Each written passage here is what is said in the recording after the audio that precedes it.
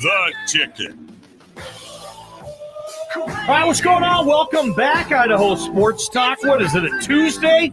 What is it, September 19th? Boise State fan, you're getting ready for Friday night in San Diego. Who's all going to this trip? Let us know. Let me and Prater be jelly of your weekend plans if you're flying down to one of our favorite towns, getting ready for some football and a fabulous San Diego September weekend. Text us some of your stuff, 208-424-9300 on the Cloverdale Plumbing text line. A lot of storylines so far, Prater, with this 1-2 football team. We're going to kind of go down the road of the wide receiver for this segment because we found a few things there to certainly talk about. Yeah, there's two rock stars at the top of the Boise State's wide receiver room, and Eric McAlister certainly leads that right now. I think fans love him. We know fans love him. Coaches love him. Everybody loves him. That's the unanimous part of this conversation. He's had the most targets. He's had the most catches. He's got the most yards. He's got everything. So Eric McAlister, who, last year about halfway through the season when Dirk Cutter got his hands on this offense, kind of started making a name for himself because, as Dirk Cutter said, he makes plays. This dude just does nothing but make plays. And that's all he's done since he came to Boise State. I think most of us are in agreement that Stef Cobbs is a pretty dang good number 2. He's second in targets. He's second in production. He's a sixth-year senior. He's one of the super seniors. He should be up there. Ball game after that, that's where this debate begins. Yeah, and there's a contentious part of this fan base that is calling for the youth movement. They're not at practice. They're not in the rooms. They're not dissecting the film. I get it, but they're fans, and they're allowed to voice their opinion. Sure. They have on social media. They support this football team. They pay their tickets. They buy their gear. They're into this thing, and that's what programs want. So we wanted to get down there a little bit on the receiver position, share some of our thoughts, but mainly, Prater, let the fan base hear from these people who are making these decisions when it comes to the wide receiver position. Let's start with the coordinator, Bush Hamdan. He said yesterday he was asked how he likes the receiver room after 3 games. I think we got, a good mixture. There was certainly obviously some positives with Prince going out there and really getting his first work. Again, you never know exactly how a guy's going to react in live situations, but that was one of the better plays I've seen in a long time on the right sideline there, making that catch. And so, there's veteran leadership for sure. Those guys, we got to do a good job of continuing to grow those guys. And I know those guys are the type of people too that will help and develop these younger guys as well. And so I think there's some good spots there. We got to keep going with the consistency, as you guys know, but there were some positive things in that game. Pretty simple comment, pretty innocent comment. I think he kind of covers it there and, certainly mentions Prince. That's the one name that everybody wants to hear in terms of based on what he saw, his background story. Don't forget Eric McAlister never really exploded last year until October 22nd. Okay. Eric McAlister is your star wide receiver right now. Yep. He didn't even make his first catch at Boise State until October 22nd of last year. And it was one catch against Air Force for 44 yards, and this career is off and running. So that tells you how quick you can rise in this program. So if you're one of those Prince Strachan guys, based on what you saw on Saturday and based on what you've read and based on what you've heard about his story, and it's a beautiful story, and we had a chance to meet him for the first time on Monday, there is some hope, but we're going to give you a little bit more background here today. Yeah, and speaking of the veteran receivers, outside of Prince, outside of Eric McAlister, the group that Prater talked about a little bit, well, here's your offensive coordinator, Boise State fan, Bush Hamdan, talking about, does he want to see more out of the veteran receivers on this team? I think there's been targets, and I think in those first couple games, there's been opportunities, right? And but as I don't want to say we're feeding the hot hand, but when a guy's going out there and making plays, we're looking for opportunities in those situations to put the right guys in the right spots. And we got a ton of confidence in both Stef and Billy. And again, week to week, things change. I mean, you look at what Stef did at the end of that UCF game to put us in position to go win that game. That was incredible. And so obviously you always want a situation where everybody's getting an equal share, but you never know where the ball's going to end up and go. Ball game, here's where things get tricky, and I'm going to have to just call BS on Bush Hamden and what he said there. We have all the confidence in the world in Billy. Yep. Actions are speaking completely different here, and this is the part where you guys this is the stat you want to hear. This is the stat that you need to hear. Billy Bowens had 9 targets in the Washington game. We know he had drop problems in that game. Game number 2, he had 2 targets. Game number 3, he had 3 targets, a total of 14 targets. Ashton Genty has become the number 3 wide receiver target for Boise State's offense. Billy Bowens' targets have dropped considerably. Ballgame and I both believe that he can't get separation. He's got a case of the drops. He's probably a great leader. Seems like a great dude behind the scenes. Definitely. I'm sure he's doing everything he's supposed to do in the locker room. But when it comes to Billy Bowens and this veteran wide receiver room, I think you and I both need a dose of the youth movement. I'm cool with static in the slot.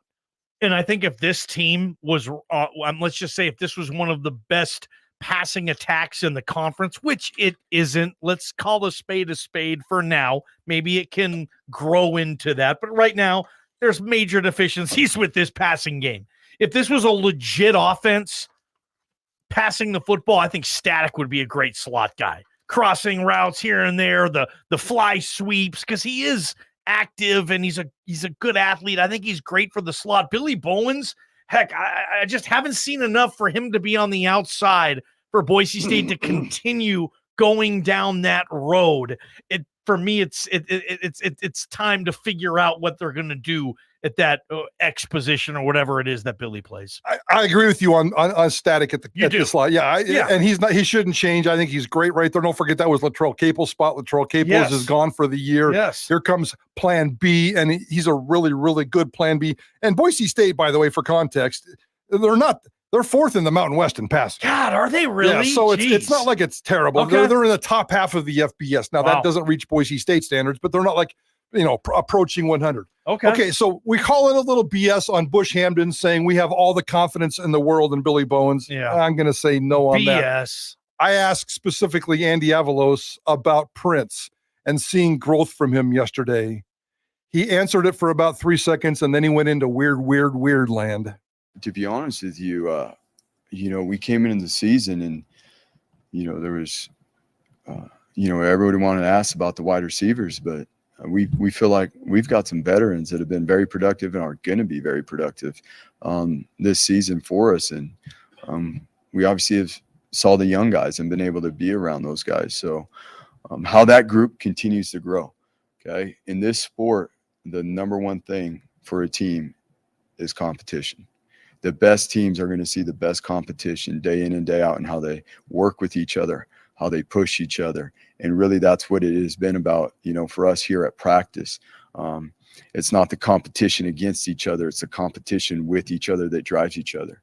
If you and I are playing wide receiver, Mike, I don't know if we'd be very fast, but it'd be on both of us to push each other, that there is no drop off when you went in or if I go in. There is no drop off. We know what the expectation is. We know what the standard is. We can call plays regardless of who's in there and be on the attack and make sure that our efficiency level is high. Oh, Andy, if you and Mike Prater are pushing each other in practice to be the best receivers you can be, what flag football league are you guys playing in?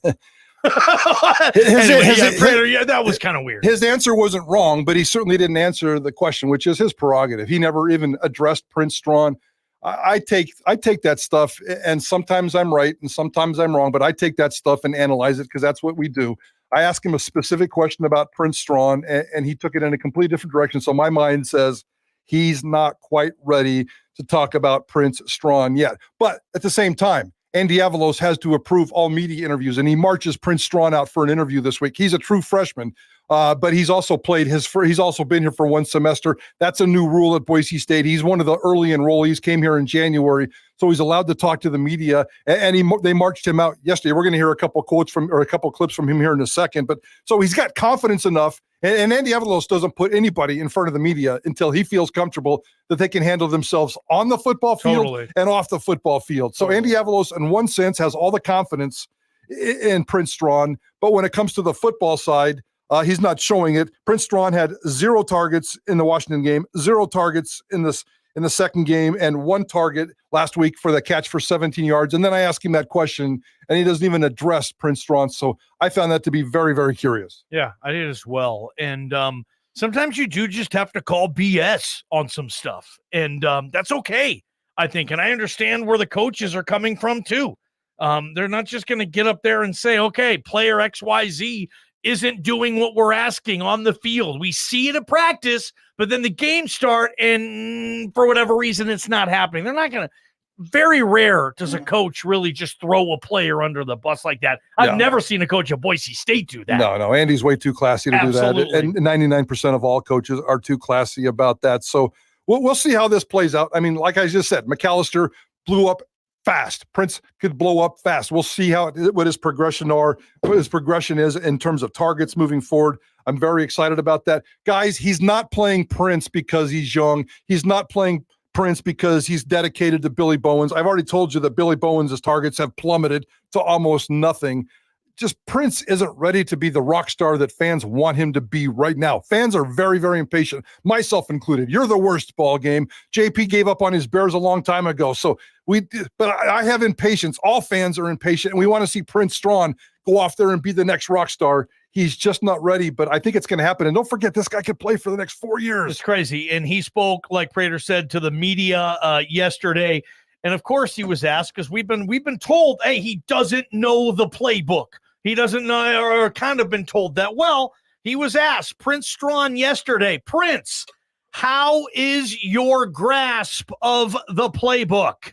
Really, I have a great grasp of the playbook, just learning and studying hard, and every day of practice, just executing the plays, and just making sure I'm getting the signals down, getting the personnel down, everything down. So that's coming along really good.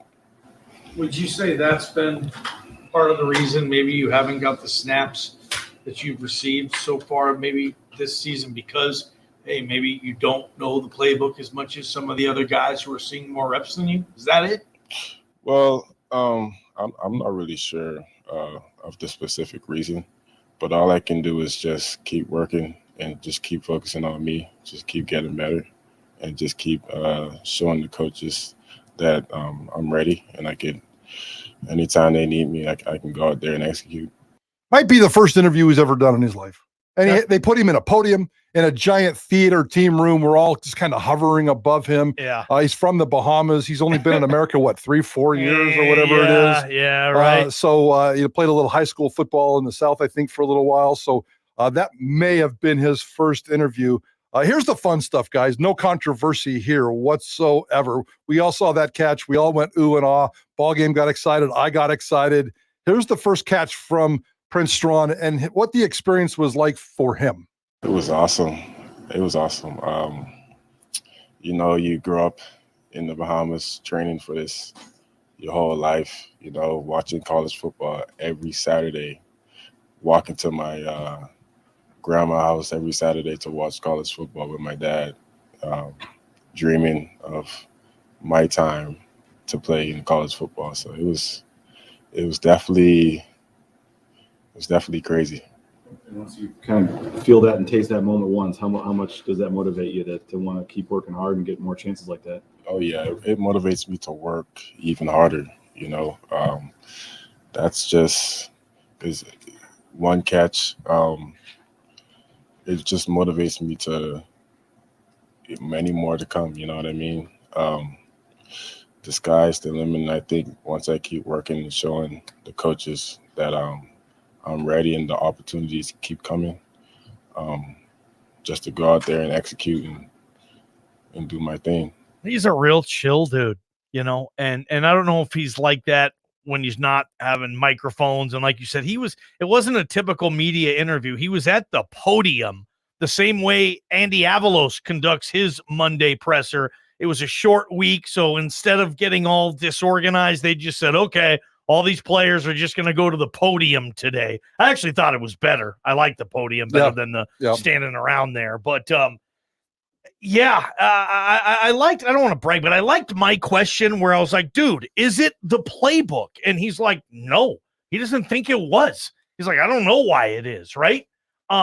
So that's kind of where I don't know where to go with this. Some people are saying, well, he doesn't grasp the playbook. He's there and they're saying, dude, I studied my tail off. I know the playbook. I don't know why I'm not playing as much as guys like Billy Bowens, but we'll see what happens on Friday night, huh? Yeah, I mean, I personally think that his time just hasn't come yet. I mean, they're throwing the ball a ton to Ashton Genty. They're throwing the ball decent to Riley Smith.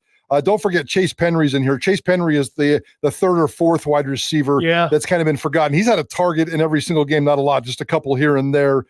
So, Whiting had one target in the Central Florida game, has not had a target in the other two games. So there's a couple of other wide receivers in there, but Dubar has had 3 targets. The targets are there. You don't want you don't want Taylor Green throwing the ball 50 times. So it's not like they're going to be massive targets.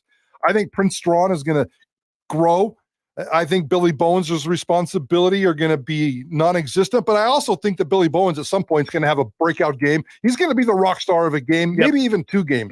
Where he's the one guy. He'll have his game. Absolutely. He's had it before in the past. Absolutely. For 3 consecutive years, Billy Bowens got better. I mean, go look before this year, go look at his previous 3 seasons. Production got better every single year. He was my guy last year. I had a media bet in terms of who was going to be the best wide receiver. I picked him, and there was a point in the season where I thought he could actually win it. He faded a little bit toward the end and certainly hasn't had the start here. I do think that there are some separation issues with him. I think there's some speed issues with him. I don't know what other kind of issues there may or may not be with him. So I definitely want more Prince Strachan, just like the fans do. Chase Penry looks exciting to me right now. He's handling a lot of the return duties, punt and kickoff. So he's being asked to do that, and he's just a new guy. So he's being loaded up with all kinds of responsibilities. I think the wide receiver room is going to grow with confidence as Taylor Green grows with confidence as he throws the football. All right, let's move on to a big segment. There's a lot to mess around with. We're talking about Coach Prime, and I get it. If there's people out there like, I'm done with this. Okay, I get it.